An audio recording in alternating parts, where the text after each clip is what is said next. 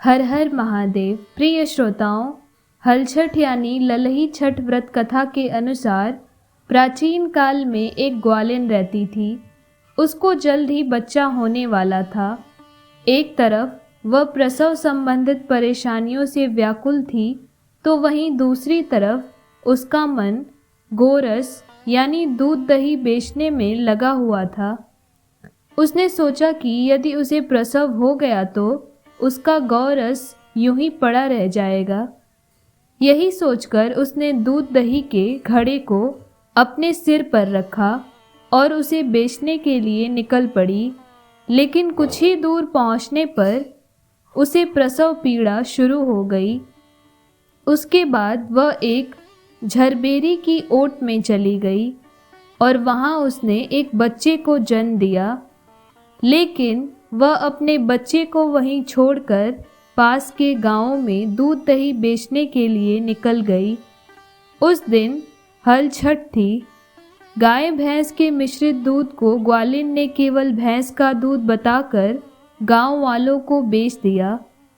जिस झरबेरी के नीचे ग्वालिन ने अपने बच्चों को छोड़ा था, उसी के पास के खेत में एक किसान हल जोत रहा था। अचानक किसान के बैल बेकाबू हो उठे, जिससे हल का जो एक भाग था वो बच्चे के शरीर में घुस गया, जिससे बच्चे की मृत्यु हो गई। किसान को इस घटना से बहुत दुख हुआ, लेकिन फिर भी उसने बड़ी हिम्मत दिखाई। उसने झरबेरी के कांटों से बच्चे के चिरे हुए पेट में टाँके लगाए और बच्चे को वहीं छोड़कर चला गया। कुछ देर बाद ग्वालिन अपने बच्चे के पास पहुंची। बच्चे को ऐसी हालत में देखकर उसे समझने में देर नहीं लगी कि यह सब उसके पाप की ही सजा है।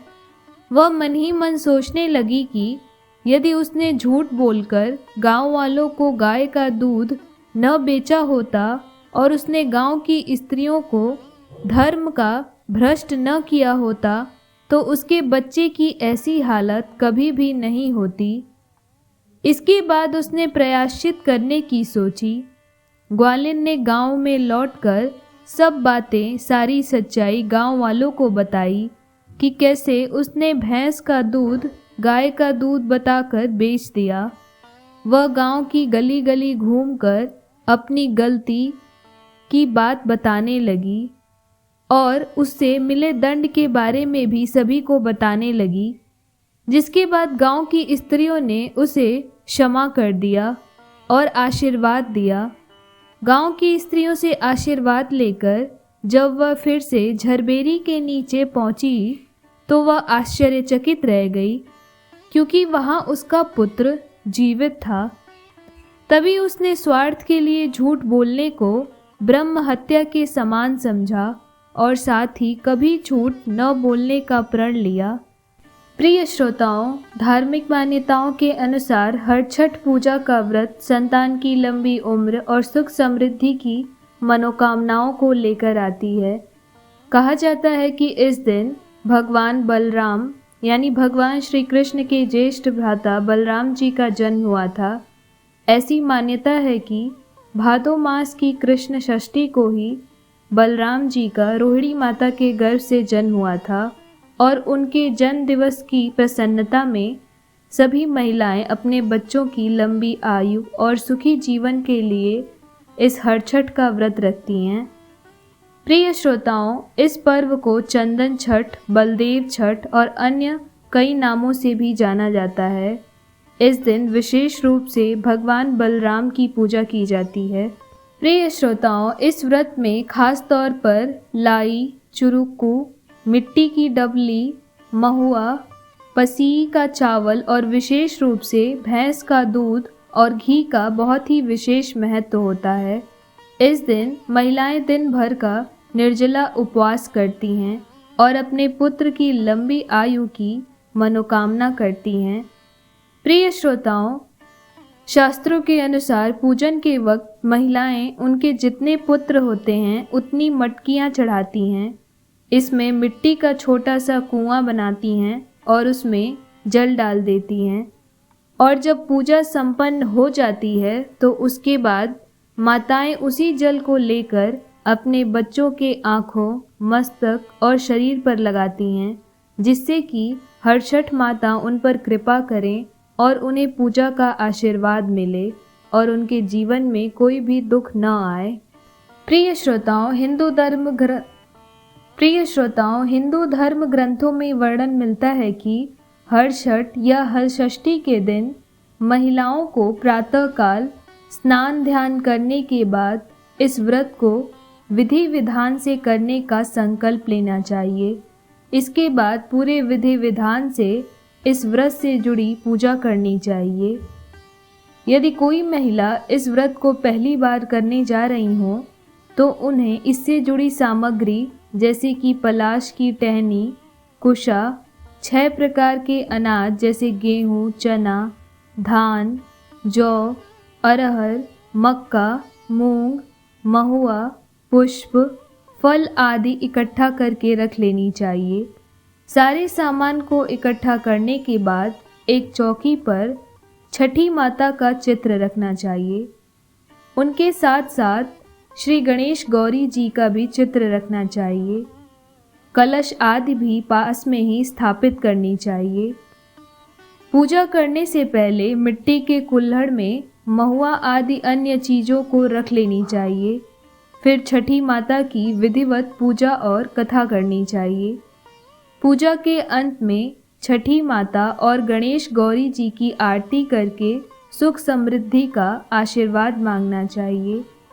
प्रिय श्रोताओं, हर छठ के दिन हल से जुती हुई जमीन पर नहीं चला जाता है और न ही इस दिन हल से तैयार किए गए अन्न का सेवन करना चाहिए। ऐसे में इस दिन फसही का चावल का प्रयोग करना चाहिए।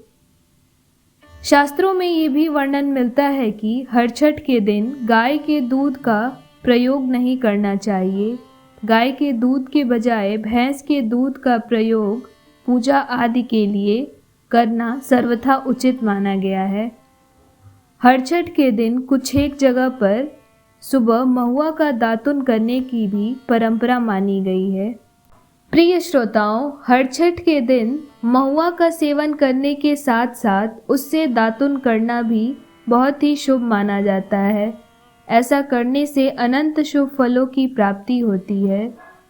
जो भी महिलाएं हर छठ के दिन पूरे श्रद्धा भाव से और पूरे विधि विधान से पूजा करती हैं, उपवास करती हैं, तो उनके संतान की जीवन में कोई भी दुख नहीं आता और संतान को लंबी आयु का आशीर्वाद मिलता है।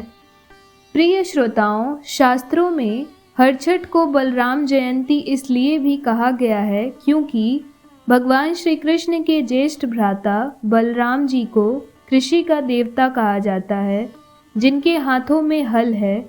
इस कारण से इसे हर छठ भी कहा जाता है। इस दिन महिलाएं केवल तालाब में उगे फल और अन्य चीज़ों का ही सेवन कर सकती हैं। इस दिन हल से जुते खेतों में हुई फसल का सेवन वर्जित माना गया है।